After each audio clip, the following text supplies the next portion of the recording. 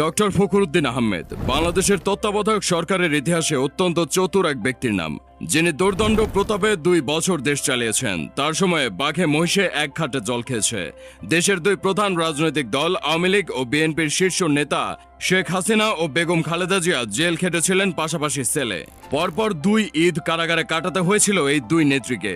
2 দলের প্রধানকে জেলে পুরেই ক্ষান্ত থাকেননি সেনা সমর্থিত ফখরুদ্দিন আহমেদ। 2 দলের শীর্ষ নেতা দুর্নীতিবাজ বিচ্ছিন্নতাবাদীদের বিরুদ্ধেও অ্যাকশনে নেমেছিলেন তারা। অথচ তত্ত্বাবধায়ক সরকারের প্রধান উপদেষ্টা হওয়ার কথাই ছিল না ডক্টর ফখরুদ্দিন আহমেদের।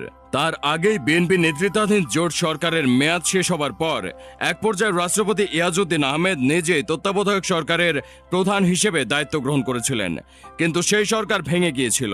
এরপরই শুরু হয়েছিল আরেকটি সরকার গঠনের প্রক্রিয়া। প্রথমে নোবেল বিজয়ী অধ্যাপক ইউনূসকে সরকারের প্রধান উপদেষ্টার প্রস্তাব দেয়া হলে তিনি তাতে রাজি হননি। তখন